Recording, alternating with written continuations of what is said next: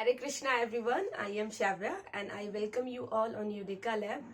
मुझे पूरा उम्मीद है कि आप मेरे पुराने वीडियोस देख भी रहे होंगे और उससे फायदा भी ले रहे होंगे, बिकॉज वो सारे लेक्चर्स बहुत ही इंपॉर्टेंट है। मैंने खुद कंपाइल किए हैं वो सारे इंपॉर्टेंट पॉइंट्स आप कह सकते हैं जो एग्जाम में आते हैं, आए दिन आते हैं और जिनके आने के चांसेस बहुत ज्यादा होते हैं। तो आप इसी चैनल पे श्राव्या मैम करके आपको सारा प्लेलिस्ट मिल जाएगा। तो आप साइंस हो, पॉलिटी हो, ज्योग्राफी हो, हिस्ट्री हो, सारा देख सकते हैं और उससे लाभ ले सकते हैं।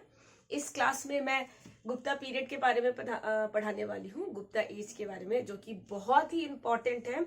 गुप्ता एज से क्वेश्चंस आते ही आते हैं, इसलिए आप इसको बहुत ध्यान से देखेंगे। और ये एज अ बहुत ज्यादा डिस्क्राइब्ड फॉर्म में नहीं है, ये मैंने एग्जाम के लास्ट मोमेंट के लिए बनाया है, ताकि आप एग्जाम देने जाए तो उससे पहले आप फटाफट इसको देख लें, तो आपका सारा कॉन्सेप्ट, सारा जो आपने पढ़ के रखा है वो आपके दिमाग में बैठ जाए। तो इसमें मैं बहुत इंपॉर्टेंट कॉन्सेप्ट बताऊंगी। अगर आपको बहुत ज्यादा डिस्क्रिप्शन में पढ़ना है डिस्क्राइब फॉर्म में, तो उसके लिए मैं अलग से लाऊंगी, वो सब प्रॉपर एक एक डायनेस्टी का क्या होगा लेक्चर होगा। अभी यहाँ पे हम बस इंपॉर्टेंट पॉइंट को ही देखेंगे। तो गुप्ता एज में जो शुरुआत होती है, वो सबसे पहले जो इसके फाउंडर हैं उनका नाम है श्रीगुप्त। आप श्रीगुप्त को ऐसे याद रख सकते हैं जैसे कि कोई भी अच्छा काम करने से पहले हम लोग ऐसे श्री गणेशा या गणेश जी की क्या करते हैं, वंदना करते हैं। तो श्री गणेशा, तो कोई भी अच्छा काम हो रहा है तो श्री यूज हो रहा है, तो वैसे आप याद रख सकते हैं कि गुप्ता एज है तो श्रीगुप्त ने स्टार्ट किया होगा, या इसके फाउंडर कौन है, श्रीगुप्त है। नेक्स्ट चंद्रगुप्त वन इसलिए है क्योंकि चंद्रगुप्त 2 भी है, इसलिए चंद्रगुप्त 1 को यहाँ पे आप याद रखेंगे। श्रीगुप्त के बाद चंद्रगुप्त 1। चंद्रगुप्त मौर्य से भी आप इसको याद रख सकते हैं, चंद्रगुप्त मौर्य कितना इंपॉर्टेंट नेम है। तो चंद्रगुप्त वो सिंपली चंद्रगुप्त मौर्य है, ये चंद्रगुप्त 1 है। यहाँ पे आप देखेंगे चंद्रगुप्त 2 है, तो आप इस सब में बिल्कुल कंफ्यूज नहीं करेंगे। चंद्रगुप्त 1 के बारे में जो इम्पोर्टेंट चीज है वो ये है कि इन्होंने किंग और क्वीन का क्वाइन जारी किया था, मतलब किंग, रानी और राजा जी बोल रही हूँ मैं, राजा कोई बात नहीं, जी भी अच्छा ही है वैसे तो। राजा और रानी का क्वाइन इन्होंने लाया था, तो इस चीज को आप ध्यान रखेंगे। नेक्स्ट है समुद्रगुप्त। तो समुद्रगुप्त को आप समुद्र से भी याद रख सकते हैं, समुद्र। तो समुद्रगुप्त ने क्या किया था, इनके बारे में थोड़ा ज्यादा है तो ध्यान से आप देखें। इनको लिच्छवी दाहित्र कहा जाता है, और लिच्छवी दाहित्र होता क्या है, एक्चुअली जो समुद्रगुप्त है उनके पिता का नाम है चंद्रगुप्त 1, और चंद्रगुप्त 1 ने जिनसे शादी की थी वो उनकी जो बीवी थी, उनकी जो धर्म पत्नी थी वो थी लिच्छवी की। तो क्या हो गया, समुद्रगुप्त का जो मामा घर हो गया, नानिहाल हो गया, वो हो गया लिच्छवी। इसीलिए लिच्छवी के क्या हो गया, समुद्रगुप्त नाती हो गए, इसलिए उसे कहते हैं लिच्छवी दाहित्र। तो आप ये रिलेशन समझ रहे होंगे जो कनेक्ट हो रहा है एक दूसरे में, तो आपको थोड़ा बहुत इस चीज से लिंक करके आप पढ़ेंगे तो याद रहेगा। क्योंकि लिच्छवी में उनकी माँ का घर था, उनका मायके था, और समुद्रगुप्त का क्या था, नानी नाना का घर था, तो इसलिए उसको कहते हैं लिच्छवी दाहित्र। और क्या कहते हैं, और कहते हैं धर्मीय बंद, याद रखेंगे। नेपोलियन ऑफ इंडिया भी इनको कहा जाता है, ठीक है। और इनके टाइम पीरियद में इनके कोर्ट में बहुत इंपॉर्टेंट पोएट आए थे, पोएट मतलब कवि आए थे इनके कोर्ट में, मतलब इनके राज दरबार में। तो क्या नाम था उनका, हरिसेना। और जिन्होंने लिखा था प्रयाग प्रतिष्ठित। थोड़ा सा आपको कहीं नहीं दिख रहा होगा, कलर थोड़ा फेड हो गया है लेकिन मैं बता दे रही हूँ, पोएट हरिसेना जिन्होंने लिखा था प्रयाग प्रतिष्ठित। और इन्होंने क्या किया था, इन्होंने क्वाइंस जारी किया था, क्वाइंस मतलब सिक्के, जैसे इन्होंने किया है ना किंग और क्वीन का, मतलब राजा रानी का, उस क्वाइन में बना हुआ था क्या, पिक्चर बना हुआ था। तो समुद्रगुप्त ने भी क्वाइन जारी किया था। इनके क्वाइन पे वीणा बजाते हुए, क्योंकि ये वीणा बजाने के बहुत शौकीन थे, he is a fond of playing veena, इसलिए इन्होंने अपने क्वाइन पे वीणा बजाते हुए दिखाया है, तो वो आप याद रखेंगे। और मिलिट्री ड्रेस इन्होंने जारी किया था, और मयूर क्वाइन से भी क्वेश्चन आ जाता है, तो ये भी आप याद रखेंगे। नेक्स्ट है हेल्प लिखा हुआ है, तो हेल्प में, अब हेल्प ऐसा क्या समझ में नहीं आ रहा होगा, हेल्प मतलब इन्होंने मदद की थी, तो क्या मदद की थी, किसको मदद की थी, वो देख लेते हैं। तो इन्होंने श्रीलंका के किंग को स्तूपा बनाने में हेल्प की थी। स्तूपा होता है ना, जैसे बुद्धा का स्तूपा हो गया, जैनिज्म का स्तूपा, स्तूप घर जो बनता है जिसमें उनकी प्रतिमा, उनसे रिलेटेड कोई भी चीज को रखा जाता है। जस्ट लाइक टेम्पल में क्या होता है, मंदिर में देवी देवताएं होते हैं, तो स्तूपा बनाने में श्रीलंका के किंग को इन्होंने हेल्प करा था। नेक्स्ट है रामगुप्त। राम जी से याद रखेंगे, रामगुप्त। इनके बारे में कुछ ऐसा इंपॉर्टेंट है नहीं, इसलिए आप इसको बस याद रखें, सीक्वेंस में है इसलिए मैंने लिख दिया। उसके बाद है चंद्रगुप्त सेकंड। चंद्रगुप्त सेकंड बहुत इंपॉर्टेंट है, तो इनका देख लेते हैं। इनको विक्रमादित्य भी कहा जाता है। एक्चुअली चंद्रगुप्त सेकंड जो है, इन्होंने बहुत सारी क्या ली थी, उपलब्धियां ली थी, मतलब बहुत सारे टाइटल्स लिए थे। कह सकते हैं टाइटल के शौकीन होंगे। ऐसे टाइटल के शौकीन तो ऐसे नहीं कह सकते कि बस टाइटल के शौकीन है तो लोग टाइटल रख लेता है, क्योंकि इन्होंने ऐसा इतना अच्छा काम किया है, इसलिए जो भी उनके कार्य से रिलेटेड होता था या उन्होंने कोई उपलब्धि प्राप्त की थी, उसके बाद वो टाइटल लिया करते थे। तो इनका नाम विक्रमादित्य भी है, एग्जाम में आता है। फिर देवी चंद्रगुप्तम, देवी चंद्रगुप्तम भी कहा जाता है, विक्रमादित्य भी कहा जाता है। अ कंप्लीटली डिफीटेड शाक। अगर आपने मेरा लास्ट लेक्चर देखा होगा तो उसमें मैंने दिखाया भी था, लिखा था कि चंद्रगुप्त सेकंड ने सारे शाक रूलर को क्या किया था, डिफीट किया था। ठीक है, सारे शाक रूलर को डिफीट किया था चंद्रगुप्त ने, तो ये आप याद रखेंगे। इन्होंने भी क्वाइन जारी किया है, तो क्वाइन कौन सा है, सिल्वर क्वाइन। हालांकि इन्होंने बहुत ज्यादा अमाउंट में गोल्ड क्वाइन भी जारी किया था, बट उसमें इम्प्योरिटी था, मतलब इम्प्योरिटी था। और जो प्योर गोल्ड क्वाइन जिन्होंने जारी किया था वो कुषाण थे। मैंने बोला था कि फॉर कैरेट, गोल्ड को कैरेट से मेजर करते हैं उसके प्योरिटी को, और के फॉर कुषाण, तो उससे आप रिलेट करेंगे। और चंद्रगुप्त सेकंड ने गोल्ड क्वाइन ज्यादा अमाउंट में जारी किया था, बट सिल्वर क्वाइन आप कह सकते हैं, सिल्वर क्वाइन इन्होंने पहली बार जारी किया था, वो आप याद रखेंगे। फायान इनके टाइम पीरियड में आए थे। फायान जो कि क्या थे, चाइनीज ट्रेवलर थे, और इन्होंने बुक लिखा था फायान ने। बुक का नाम है फोकुकी।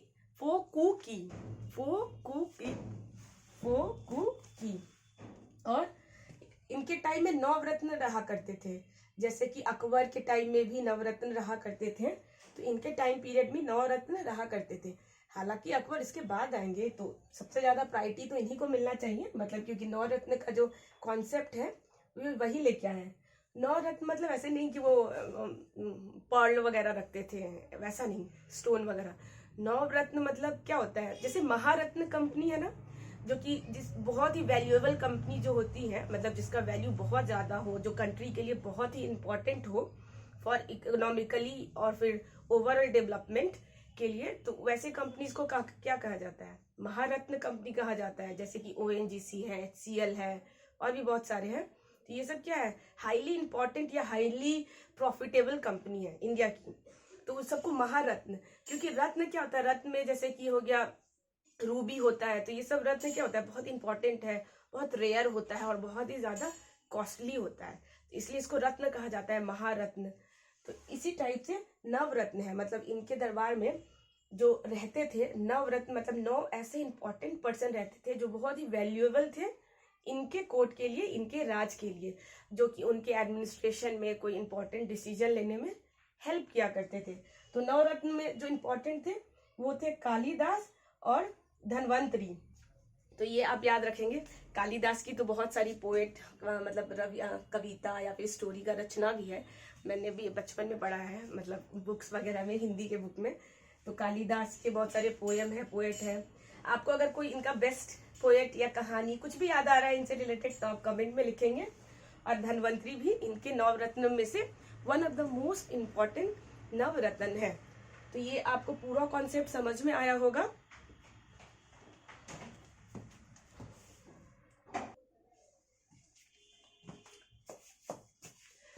कुमार गुप्त के बारे में देख लेते हैं। तो इन्होंने क्या किया था, एस्टैब्लिश किया था नालंदा यूनिवर्सिटी।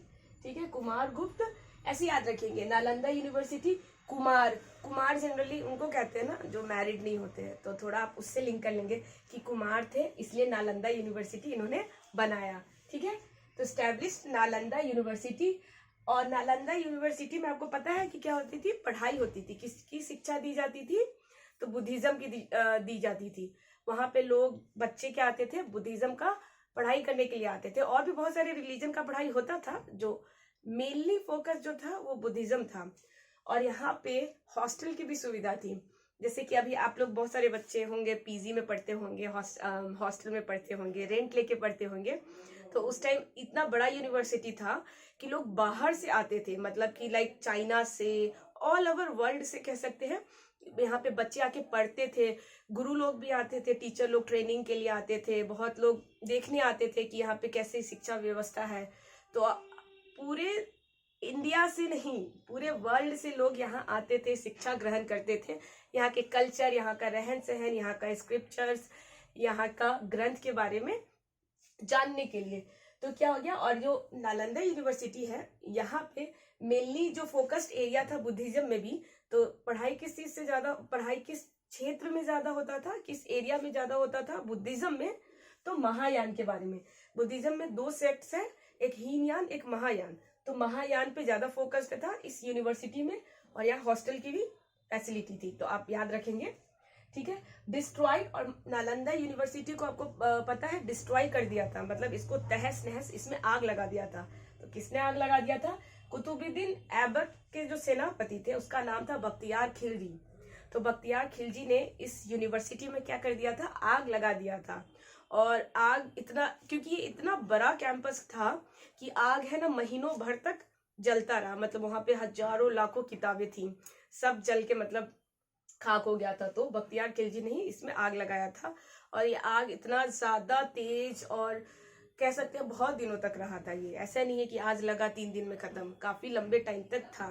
तो आप समझ सकते हैं कि कितना इंपॉर्टेंट यूनिवर्सिटी था ये हमारा, जिसको इसने खत्म कर दिया है।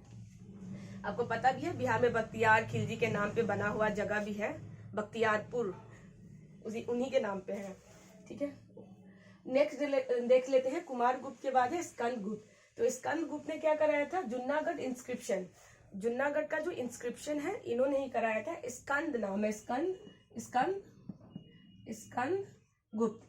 और सुदर्शन झील को रेनोवेट भी इन्होंने ही कराया था, सुदर्शन झील इज रेनोवेटेड बाय हिम।